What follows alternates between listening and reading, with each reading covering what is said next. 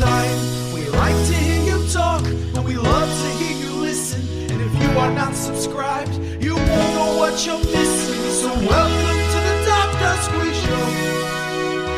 Welcome to the Dr. Squee Show. Welcome to the Dr. Squee Show. Headphones up. Here we go.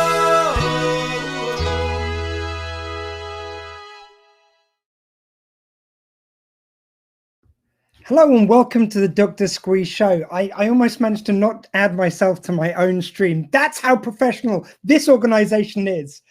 But we are going to be dealing with an absolute pro tonight. We're very sorry. We are not sure what happened the other night when he was due to appear. Apparently he was in the stream studio and so was I, but we were unable to see each other. I have no idea. It's the first, but there we go. That's the power of live for you. So he is the producer, director, and writer behind such films as Dracula 2001, Piranha 3 Double D, The Prophecy, Bill and Ted's Excellent Adventure. He's done a few Hellraisers along the way, along with so many other wonderful films. We can't wait to talk to him. Please welcome to the Dr. Squee Show. Hopefully I won't butcher his surname, Dr. Joel Soisson. How are you doing, sir? Thank you so much, and I appreciate the doctorate. I've been trying to pad my resume for quite a while, so that's awesome. I let you get in my head by saying about being worried around doctors earlier. Apparently that got into my head in your intro there. So no worries. Sir, how are you? How is everything in your little area of the world in these weird and wonderful times? I'm enjoying my little secure bubble in a little island off the coast of Seattle in the US, and venturing out next month to actually make my first film since the shutdown. And it's like Rumpelstiltskin coming out of the tree and seeing a whole new world out there that wasn't there when he left. Yeah, I don't think, like, people say the new normal, but I don't think normal exists anymore. It's just whatever we're left with is all good, I think. No, it's amazing. So like, we will of course get onto your new film, which we can get the poster up of now. That's My Best Worst Adventure, which we're going to talk about in a little bit. But first of all, I hope you don't mind, but I'd like to take you back a bit further than that. And how for you did you first get your starting in the movies? Well, largely by doing what I recommend anybody who wants to get into the film business, which is just find somebody who's making films and agree to do anything that's needed.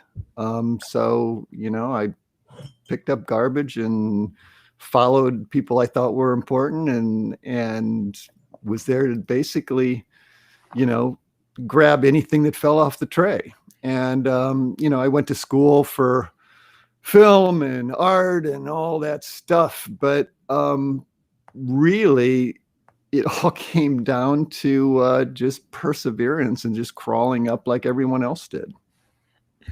And how do you kind of start spinning that into getting to where you need to be to start like working on the movies at, you know, the level you want to be at? Well, I was basically a gopher. Joe, we seem to have just lost your sound for a second there. I'm not sure. How's this working? Anything? Hello, check, test. Still lost me?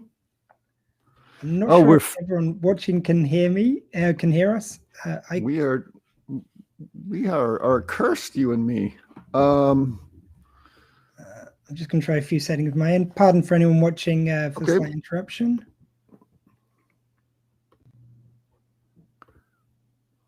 I can hear you fine. Again, the joys of live radio or live TV here. Yes. Radio comes from another night. Can you try saying something, Joel? I am Joel Soisson. I'm coming on my speakers. Does that sound okay, or are you getting an echo? I think it must have been my headphones just suddenly went. Okay. Yeah. You know what? This is how we make films. Just 2 steps forward and 3 steps back.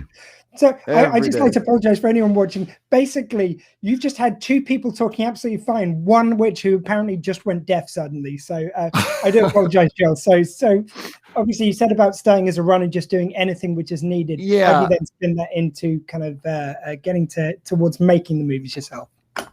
the first time I actually, I think, got a leg up in the world was, and I wasn't even intending to be a writer, by the way. I was always wanting to be a cinematographer.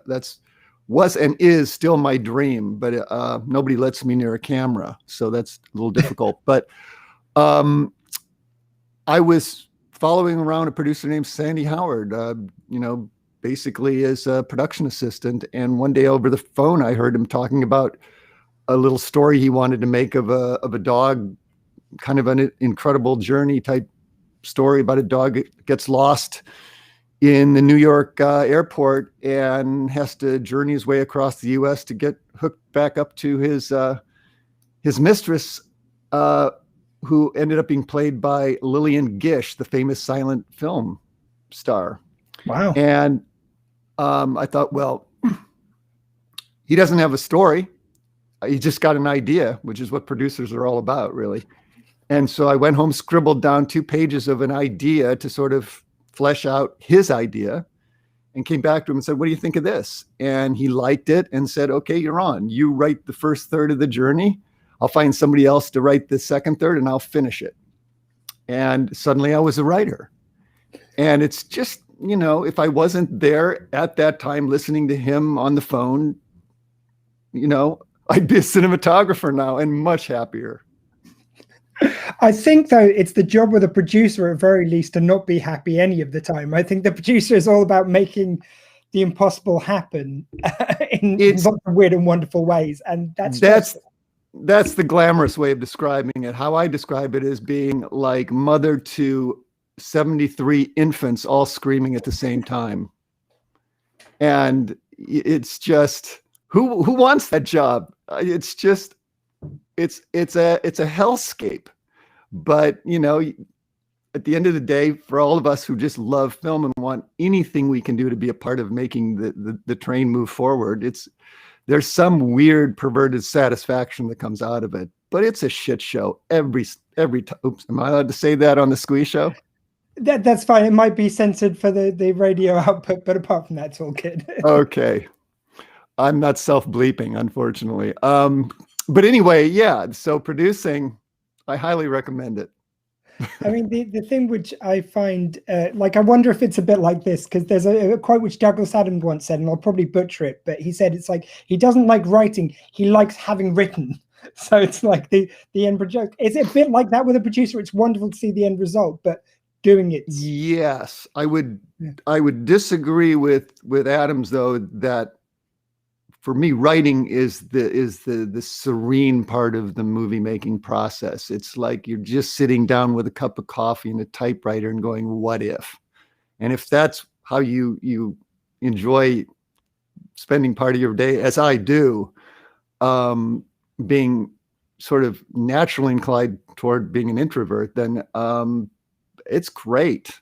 It's the producing part that you go, I like the fact that I've just finished, and that whole postpartum thing that I guess mothers have when they forget the pain of childbirth and they go, let's have another. I was actually, it's just weird that you should bring that up, because that's the way I describe it. In a few weeks, actually just put this plug in now, excuse me for a second, but in a few weeks, on the 25th and 26th of September, I'm doing a live 24-hour broadcast called Squee Fest, raising money for a charity called Phoenix Dogs Rehoming. So that's my little plug put in there. But I always compared, it's the third time I've done it, I always compare it to women with childbirth, because it's that same thing of like, because they've got to forget how painful it is to do it again, is meant to be the apparently that's a medical fact. I'm not just making this up. And I think it's the same about doing a 24-hour broadcast. You have to forget how painful it is. Yes. It's a 24-hour primal scream, and then somehow you forget all of that. I don't know the biology, but it kind of works in various mediums. Yeah. And speaking of you as a producer, a couple of films which I think that's already a really difficult job, and a couple of the ones which you've done, I think must be that to the nth degree, like the Nightmare on Elm Street 2, Freddy's Revenge. We were just watching that the other night, and we just happened to be watching it when I actually got the thing saying that I got the interview sorted out with you. So it was a very weird coincidence. had it kind of like on the pile of things to watch after we watched the first one for a little while. We kept on meaning to get to it and just having to put it in, and then I got the message. That seems one where there are just so many things which you've got to set up just so, and so many things, so many weird budget items, if nothing else. Like, Yes. we could have 5 fake tongues which are going to fling across the screen. Well, that's part of the fun of making movies that's kind of disappeared in the last 20 years, I would say.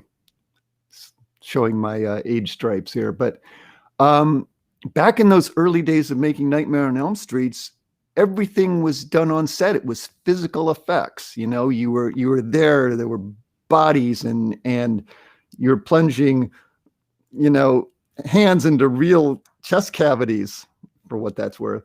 But you're feeling the kind of the revulsion and the perverse thrill of being in that kind of queasy moment. But now it's just like people in green pajamas, reacting to tennis balls. And it's just so different. So I loved that about, the early horror days of making movies that were real at the time, not just in the post sphere. And Nightmare on Elm Street 2 was my first sequel. I had not made Nightmare on Elm Street 1, but I absolutely was overwhelmed when I saw it. I just thought it was one of the greatest horror films I'd ever seen, and was delighted to be called by Bob Shea at New Line to do the second one as a producer, because it was just getting to sort of ride on the creative energy of the guys who preceded us. And I know something about the second one on this rewatch, actually, because the first one, I think it was mostly horror of the mind, which there are certainly elements of that in your sequel and the subsequent sequels. But I noticed there was more kind of like kinetic things happening, more physical kind of effects in that one. And I think there was a lot of things you came up with the second one, which did follow forward onto the other ones. Did you get the thing? Have you ever seen the following sequels? To be honest, no. I've seen bits and pieces of the remainder ones, but I just, at that point, I just was so obsessed with getting my own stuff done that I wasn't really looking back over my shoulder, because once we'd done Nightmare on Elm Street 2, a guy named Dino De Laurentiis, a big producer from history, did huge things. The guy that we did Bill and Ted's Excellent Adventure with called me and my producing partner at the time, Michael Murphy, and said, "Hey, we love what you did on Nightmare on Elm Street 2. We want to steal you from Bob Shea and pay you more money to make our own kind of Nightmare on Elm Street character," which at the time was the beginning of a movie that ended up being Trick or Treat, which was it's kind of a little cult heavy metal horror. I don't want to use the word classic. Whatever is one step down from classic, if there's a word for that. And at that point, we were on to other things, and then that would jump from there to somebody else's franchise, and started making a few of our own. And one day, I'm going to sit in my assisted living facility and watch all of that stuff that I missed, all the nightmares and all the phantasms and all the 14 Hellraisers that I didn't do, and that'll keep me occupied for a few years. Well, just as someone who has watched all the films through a number of times, I think it is the perfect kind of bridge between, as I say, what kind of the first film did and what the sequels more went into. I think it had a kind of real good mix, and it does progress through.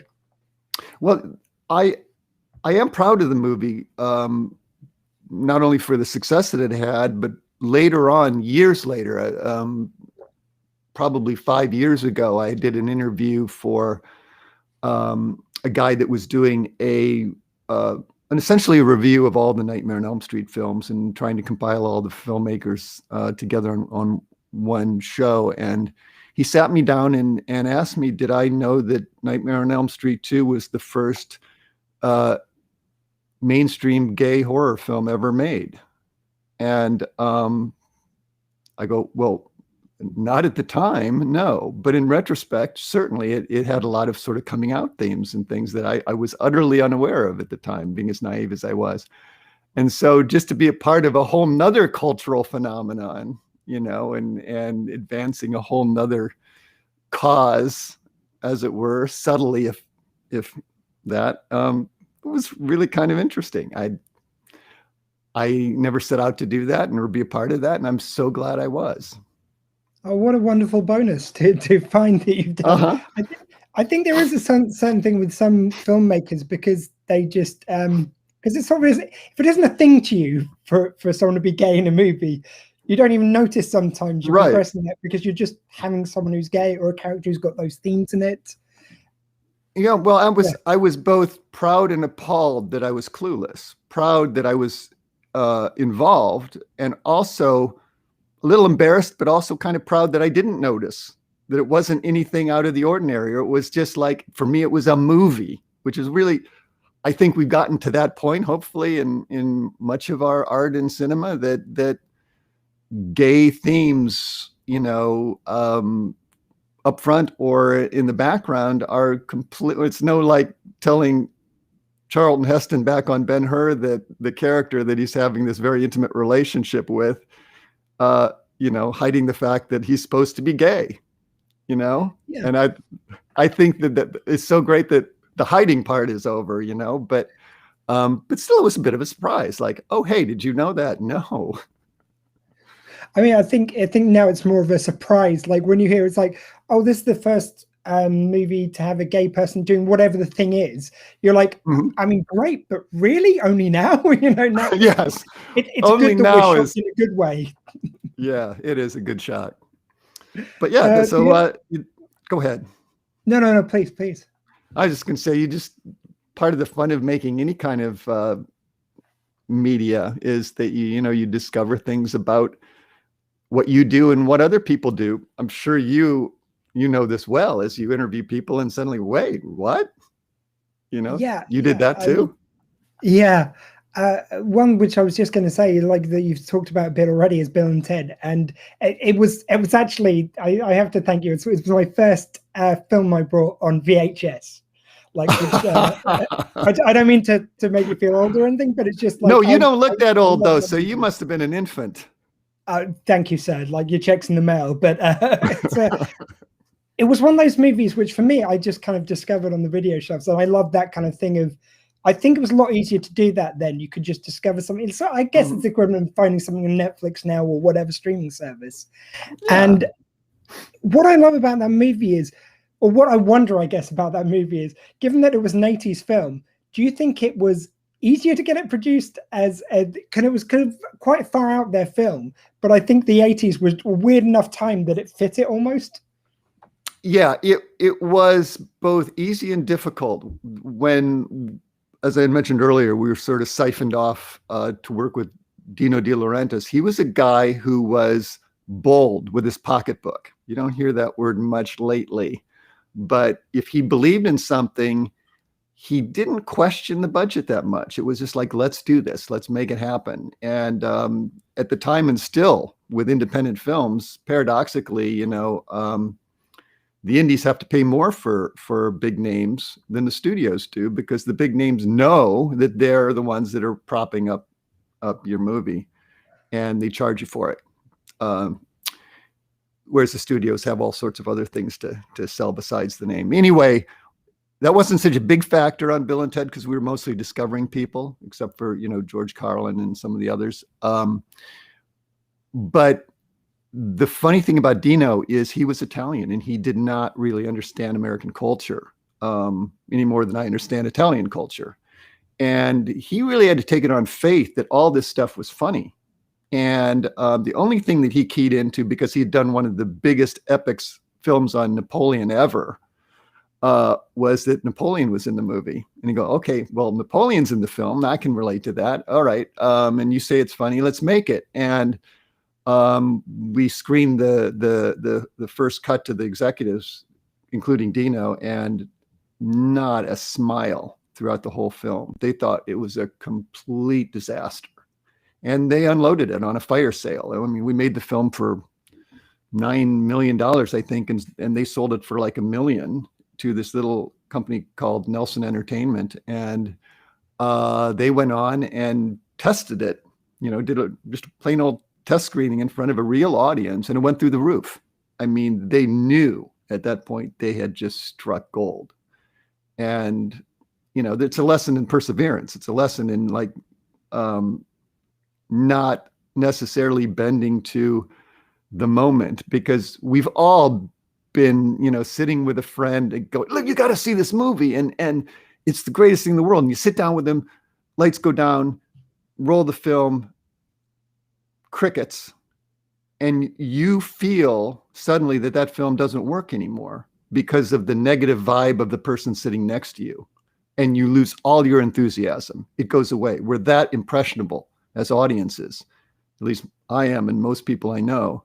So that moment just nearly killed the movie and doomed it to the scrap heap of history.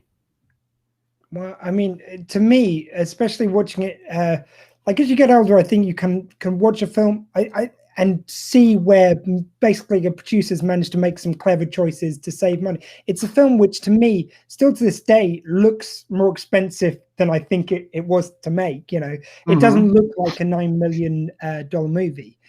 How was it when you saw the script and all the daunting things as a producer you were going to have to make happen? It was daunting. And that's the one thing I credit Dino. Well, I'd credit him for a lot of things, but one of the things he did, he owned a studio in Rome. I'd never even been to Europe at the time. So I was aboard immediately.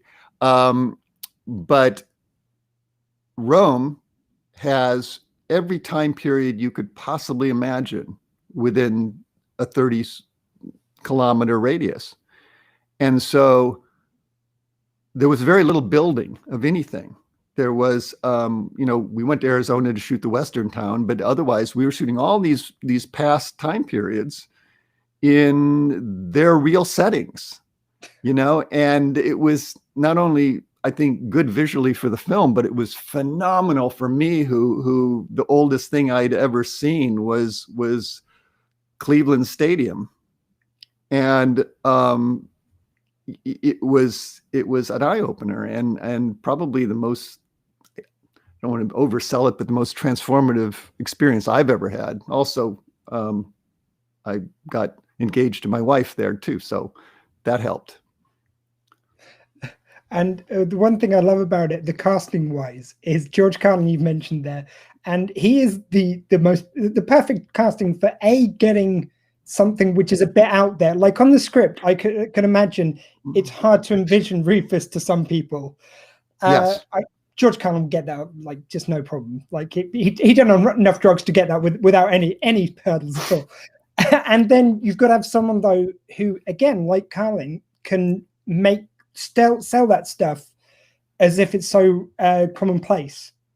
Right. That must have been an amazing find in getting him in on the film. Well, all of us of a certain age are or should be huge fans of Carlin, because he broke today's comedy open wide. I mean, he and a few others that was the genesis of everything we kind of know as comedy today. And to be there and just listening to him in real time just make stuff up. See, I used a better word that time. So good. That was half the fun of making the movie, was whenever he was around. And of course, the kids of the movie at the time, you've got Alex Winter, who was probably, if you're looking at kind of star meters of the time, was probably the biggest star at the time. And no insult to him, of course, he's done a lot behind the camera since, but obviously Keanu Reeves has become such a legend in film now. Did you get the feeling from those two that they were going to become what they did? Keanu who? Yeah. Reeves something, I think. Yeah. Oh, that's right. I remember now. Yes. Yeah. He embodied. I mean, there are very few times in a casting session that everybody there, the director, the producers, the studio guy, everybody just goes, "Oh, there we go. That's the guy," because he was. He walked in and he was Ted. And Alex also sold us, but in a different way, because Alex kind of carried that Spicoli Fast Times vibe with him. I mean, it's a Yeah. hard thing to ignore. And so we kind of were cruising off what was at the time like the, college comedy of all time. So that's what sort of made that pairing easy. And I'm impressed that Keanu has become such an icon. I think he's absolutely gifted, but like most stars, or a lot of them at least, they kind of hone in on sort of one or two personalities. And Keanu's got his Ted personality, and he's got his sort of Matrix, laconic, cool dude personality. Yeah. And those are his things. That's the sort of currency of his realm, and he does it really well. But I don't think you're going to see him playing like a crazy Santa Claus or something. It's like that. He has got his thing, and he's super good at it, and I'm proud of him. Yeah, I mean, I think any of those gents, I picked out George Carlin there, but with any of those performances, there is a very lazy version you could do of that, of just selling it for kind of the big laughs. But they are reading every line like they mean it. Like this is just the most serious thing in the world to them, saying the most ridiculous things. And it's the same thing with, I always compare kind of this to Leslie Nielsen, because a really good director like the Zucker brothers, I think it was, on Airplane, and they told him, because he started playing it for laughs, they go, no, we've hired you because you're a great actor. Deliver this really seriously and it will be twice as funny. And he got it, and he did that through his films. Then you get some of his later stuff, and people didn't know quite how to use him as well, I think. And he was playing it for laughs, and it was half as funny because of it. And I think all of those actors in Bill and Ted do that tremendously. Yeah, there's an alchemy that goes on there, and I don't pretend to understand it fully, but that fine line between, as you say, the seriousness and then just allowing the comedy to sort of filter through it, that you're a vector for it, and that's the invisible part of the skill that I don't quite reckon with, and some people just do it so well, and Liam Neeson does it at times pretty well too. That he recognizes that the 27 movies he's done that all riff off, I've got a special set of skills, at some point become funny. They just do. And the trick of that for all of us is to stay ahead of those people that are going to lampoon us, without our knowing it.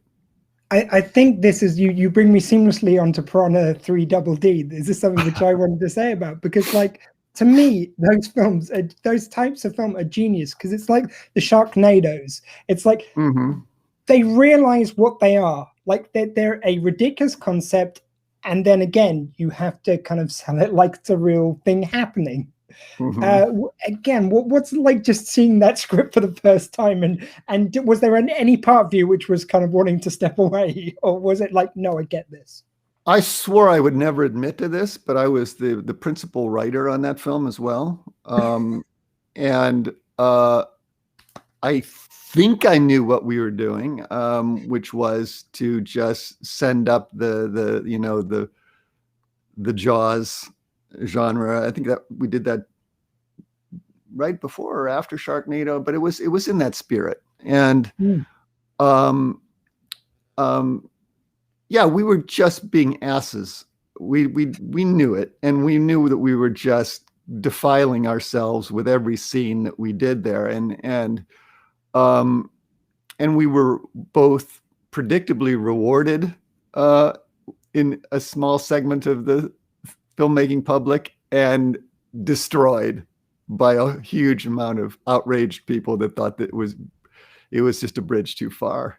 And I happen to side a little bit personally with the latter, that we really did kind of oversell what was, the frat boy humor and the raunch.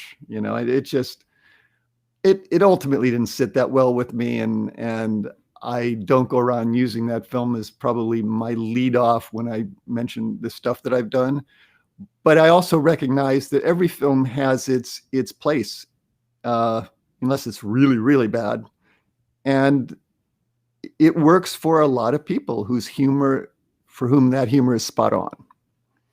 So yeah, I think definitely there is a thing whereby we do have to be careful in this modern day of age of being a bit more respectful, and we've learned a lot more about how we're doing things. However, I think there is a place for raunch and that kind of thing, and I think Piranha 3 Double D is where it sits. I think it's appropriate to the situation, if you will. Yeah, it is. But it was also a launch pad career-wise for me into thinking, I do feel at some point I owe myself, if not the people that I serve, with something a little weightier and more substantial in terms of,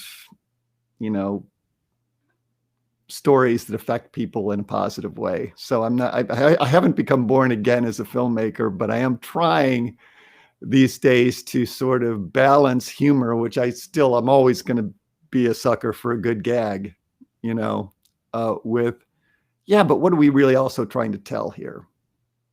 Yeah. I think it's like, but like for that film, if you're going to do a send up of that kind of film, of that kind of ridiculous in those films, it's hard to do that without referencing things which were in those films. I think it would have been weird if, I don't think it would have hit as well for what it was doing if you hadn't put that in there. No, yeah, I do have moments that I cherish in that film. I mean, any time that an annoying little brat kid just walks up to the water and immediately gets eaten by a piranha, it's just like, that's special magic to me. But there's other things I could maybe take back from that movie as I look at it. Just before we get to the next film we're going to ask about, we have got some comments, so I just want to check this with you, Joel, because you might want to. Did you want to become famous by followers on Prime and viewers on bigfollow.com? Just want to check in with you, Joel. Do I want to become famous?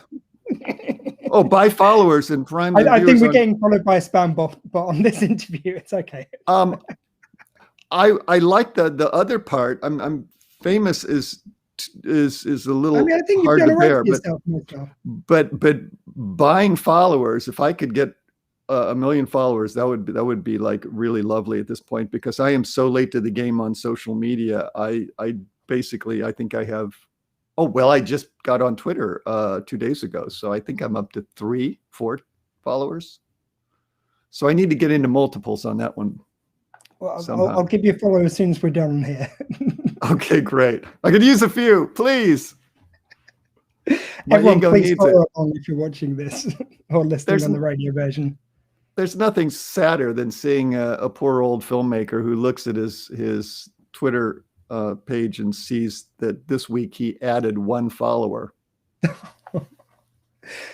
I just had a moment there where I realized I'd put that thing up as a joke, and then I realized I was actually advertising the service, so I quickly whipped it off the screen there. Oh, okay, because I took notes and I'm about to call them after the show. Give me some followers. No, we don't want to encourage them. We don't want to encourage them. Okay.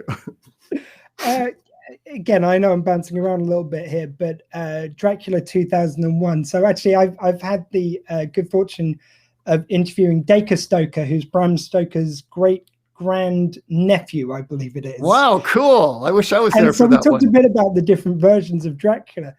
When you're tackling something which has been trod on so many times, Dracula 2001 did seem to get some real purchase in the culture, doing something different with Dracula. What seemed important to you, because you were on the screenplay for that one?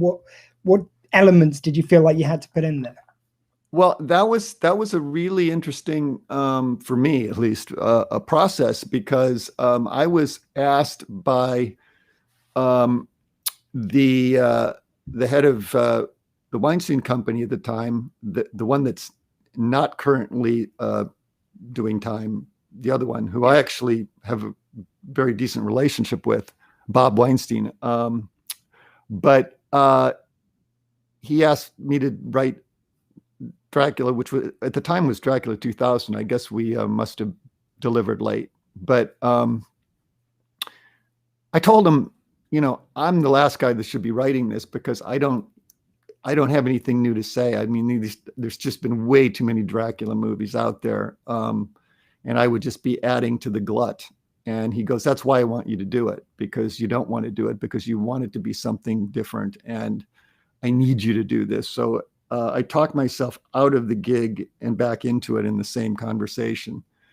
So now I needed something that to drive my own interest in the project. And I'd like to say that I came up with the hook, but it was actually the director, Patrick Lussier, who called me one day when I was struggling and said, you know, all this business with silver and the cross and the wine and what the wine represents, you know, transmogrification or whatever in the body of Christ and all that stuff,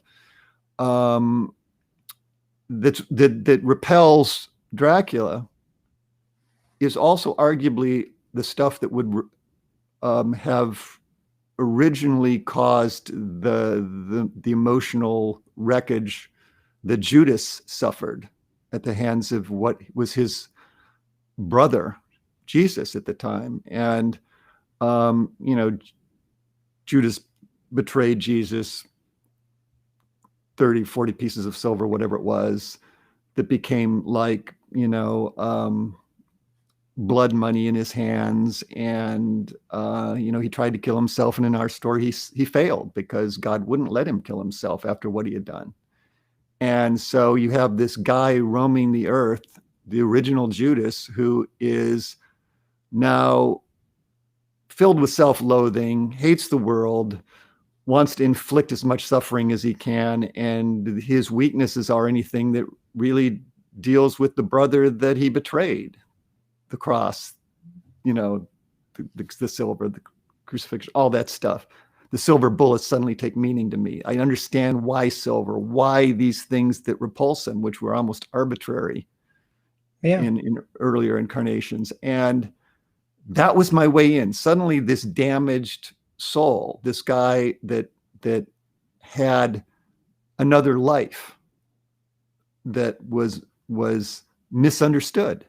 And, you know, everybody's got their own take on Judas through history, and I have mine, but even Christ at some point said that this was something that had to be.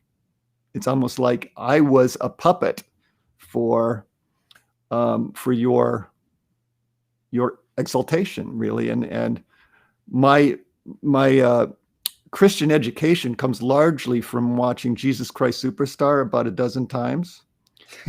And Judas is the centerpiece of that opera, as you know. It's really about him, I think, more than Jesus. And it was a sort of a risky move, but I went for it until I got a call from Bob Weinstein one day, who is Jewish. And he said, what's this business? And I just got to the end of the script. What Judas? He's Judas? He's Dracula. I mean, what have you done here? I mean, what is this guy? And I started, you know, into that whole litany that I just shared with you, probably at way too much length. No, that's wonderful. I love that. Okay, well, the punchline is that I did the whole thing with him times 10. It was like a 30-minute dissertation on Judas, because I had researched and I'd done my homework, and I was ready for this because I knew I was going to get it from him. And I was like, blah, blah, blah. And it's just silence, you know, that silence that goes on so long, you think the connection has been lost. Yeah. And you go like, hello, you there? And he gets back to me and he just goes, yeah, I'm here. All I wanted to know is this Judas guy, is he a good guy or a bad guy? And I go, bad guy. And he goes, all I needed to hear, click. And that was me kind of overselling, but that's how I actually got excited about the movie.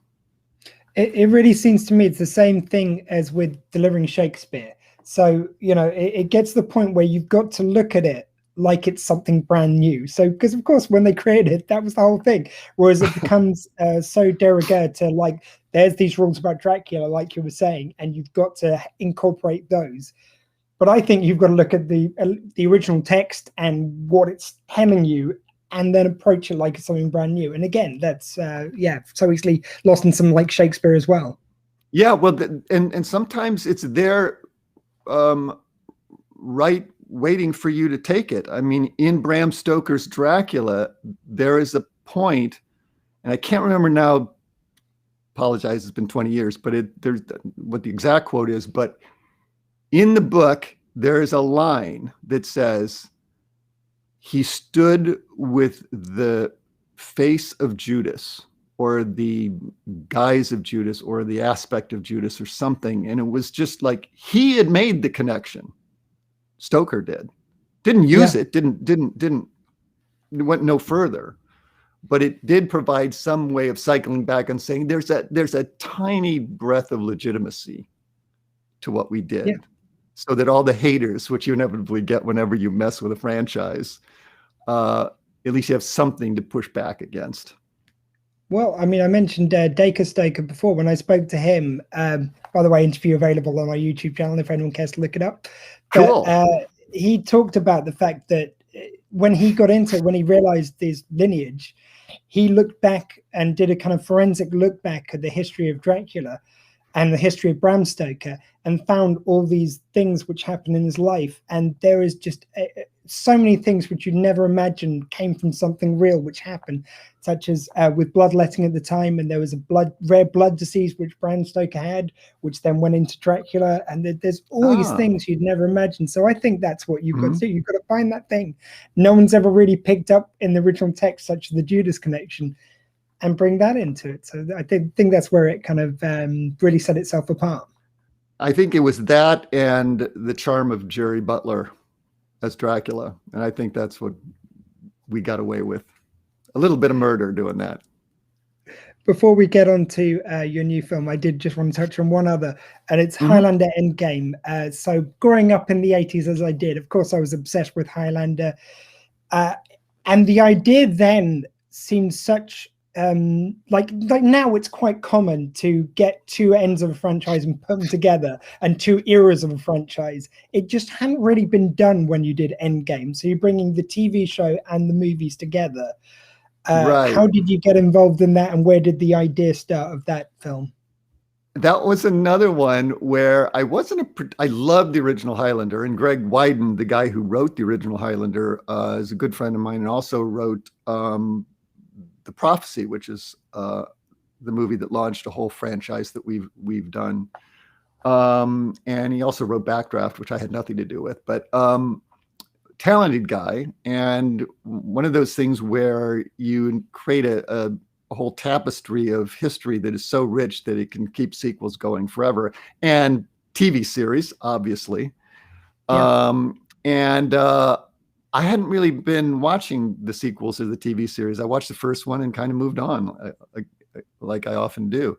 And I don't want to say anything about another filmmaker's work who isn't here, but it might have been a good idea with some of the other sequels. Yeah.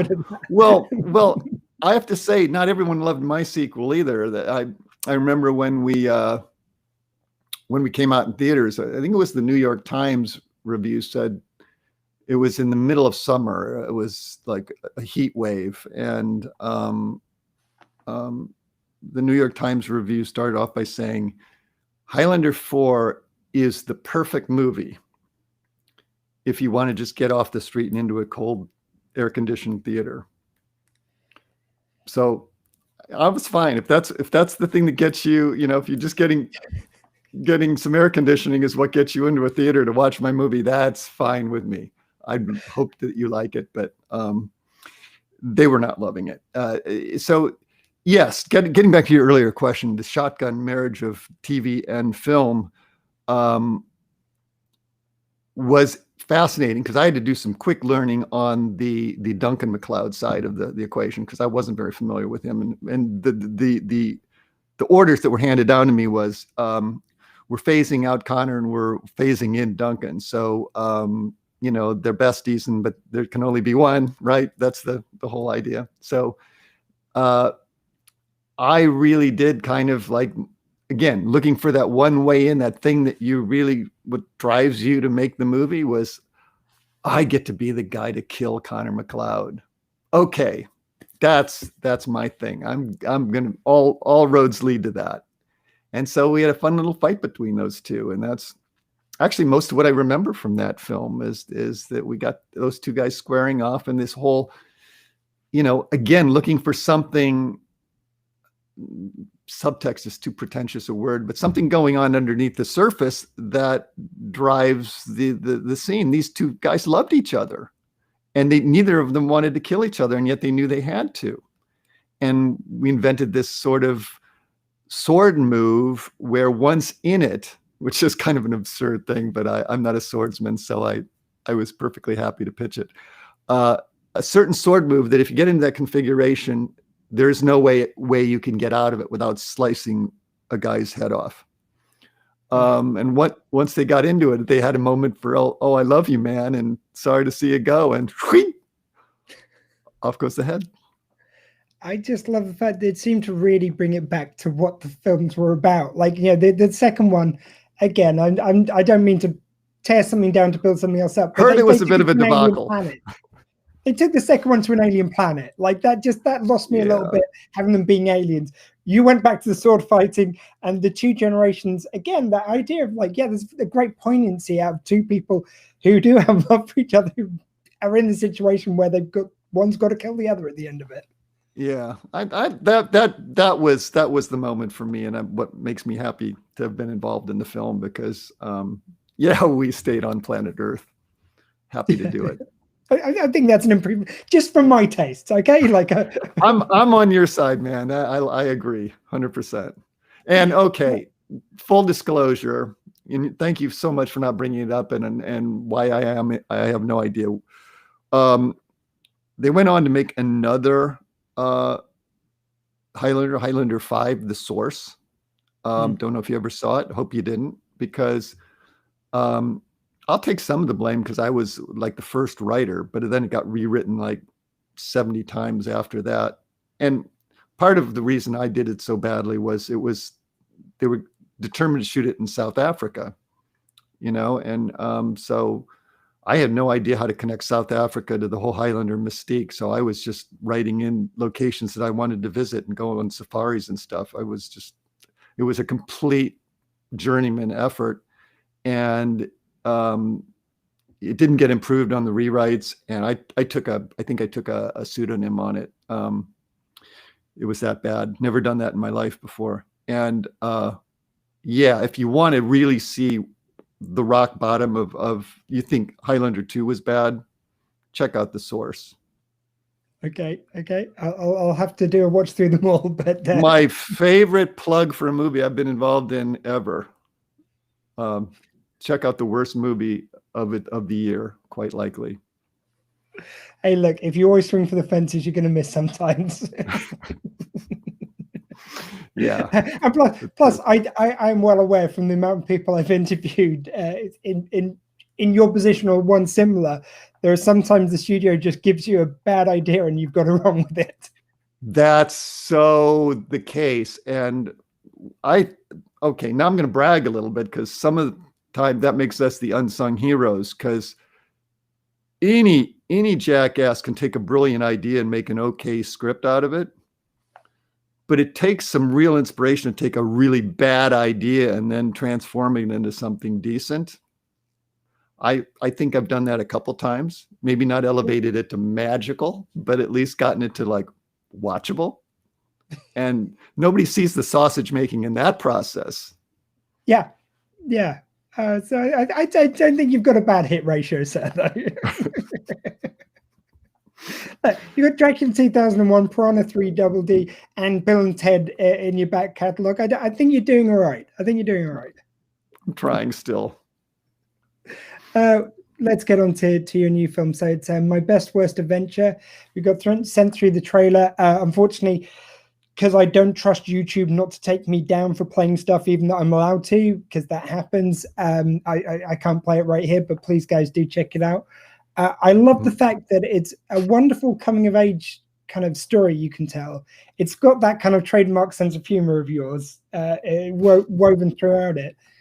And it is lovely to see a female lead from another country, which still to this day, I know is not the easiest sell to a lot of studios. So how did the idea of this come to you first of all?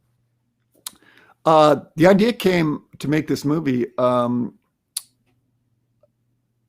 The bigger context was I was just looking for something a little different from the mainstream horror that I had been doing, and comedies and action stuff.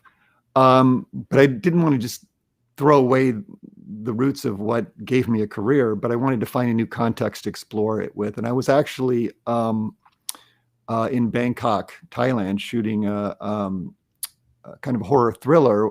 The producer of that film, her name's Charyawan Taboranan, was telling me one day about, her life growing up in northern Thailand on a little town near the Cambodian border. And they, for kicks as kids, like 8-year-old kids, would be racing water buffaloes. And these things are fast, and they're basically stampeding at the speed of horses and with nowhere near the control. And you're riding bareback with nothing to hang on to. And it's literally riding a stampede. And if you fall off, you get trampled. And many people do fall off all the time. And it's because that culture is so wrapped around the buffalo as ours is around horses.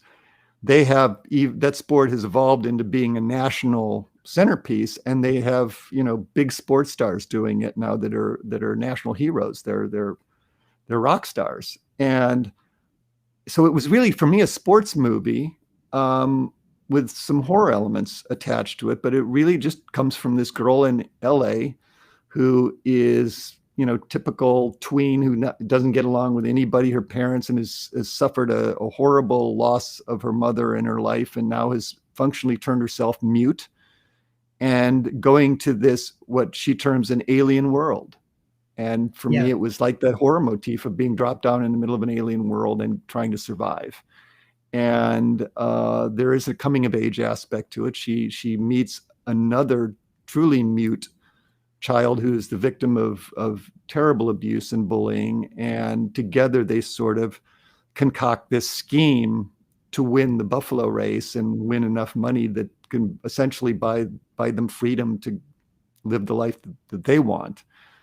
And so there's some romance in it. There's some scares and some action. And ultimately, I think the film really is about something that I don't have in a lot of my films, which is heart. It was just about two very real people that you're just pulling for and crying for and laughing with the whole time. And I've had the best reviews of my career and the best feedback of my career. And we've done tremendously on the festival circuit, and I can't wait to see how the general public responds. Hoping it doesn't begin with, how come there are no severed heads in this movie?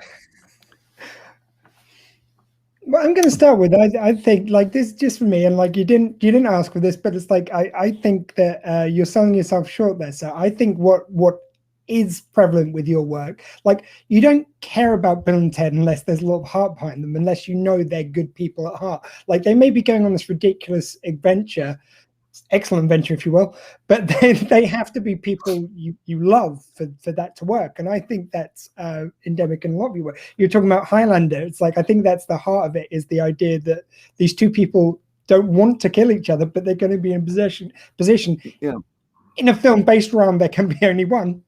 You kind of know where it's going. Yes. I think that heart's kind of necessary for a lot of people. But anyway, that's another thing. But with this film, it's one of those things which I would guess, and you can tell me, where you are stepping into a world which is alien from ours, how much is in the script and how much is discovery there? And do you get corrected by some of the local people you're working with as to how that should look? I was corrected all the time. And the one thing that a lot of first world filmmakers, the mistake they make is going in and going, I know your culture and I know how to describe it and sell it to the world. And perhaps you're right, but you're doing a disservice to the people who you're actually chronicling. And I tried I think fairly successfully, to really be sensitive to how they do things and how they approach things and how they emotionally respond to things. And when I stepped in it and somebody told me so, I stepped back. And very much helped by this producer who was instrumental in helping me shape the story, because it was drawn from her own life. And then I had this crazy expat German producer named Raymond Huber, who provided all of the insistence that this movie still have Western, you know, I guess the popcorn movie beats, you know, the things that we still get us to stand up out of our seat and cheer and scream back at the screen and laugh and all. And so to have that sort of balance of support was great, but it was at its core, both the character in my story and me as a director going out to this like very foreign place and trying to you know, keep our heads above water. And I really empathized with the story that was going on in front of the camera. Something I alluded to when we started speaking about this film is that there are movies. In fact, again, I could point to most of your back catalogue.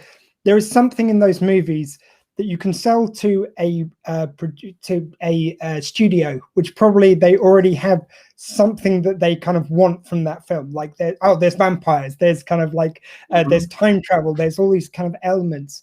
With this film, I think it's one particularly you've got to sell them on the passion of it.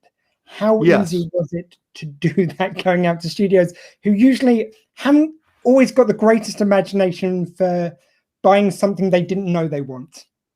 This was this is what made the experience so great for me, and not to disparage some very brilliant studio execs I've worked with over the years, but there were none on this one. I went straight to a money source who, long story short, was connected to a person who was connected to a person who thought that they might be interested in the subject matter. She read the script and just said, I will give you way too little money to make this movie, but in exchange for that, I will not tell you to do anything that you don't feel right about. It's your movie, you figure it out, and we'll just try to sell it after the fact. And to be able to make a movie without the creative interference that comes from having to check off certain boxes was the closest to an auteur that I've ever gotten to be, where I actually got to use my own instincts to say, this way of telling a story is valid and will be a better approach in the end. And I took some risks. Obviously, it's a movie that stars children and animals, which is always sort of a combustive mix.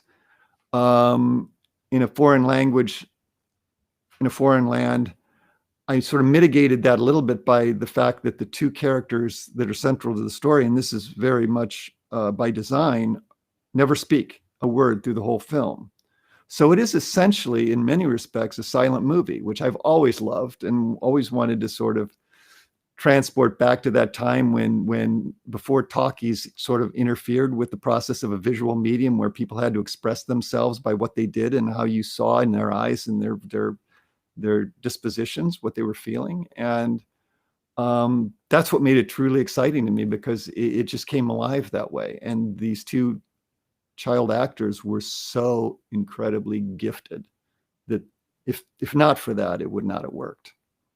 I mean, I think I've heard in many an interview, including some which I've conducted myself, people talk about that moment where they get the option of like, right, you can get this much money from this studio or this far lesser amount of money, but you get more control. And filmmakers have regretted making the other choice to you, sir.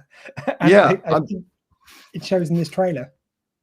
Well, thank you. I would urge and encourage people to see it, even if they're not normally inclined toward what might by appearances seem like just a family art movie.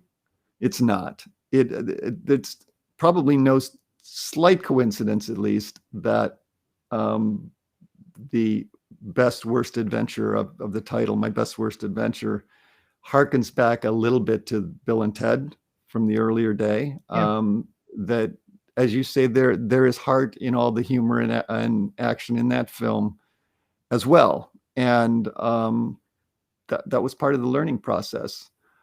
Here, I think we dig a little deeper into the personalities, but there's that still feeling of like really coming out of a movie with a smile on your face.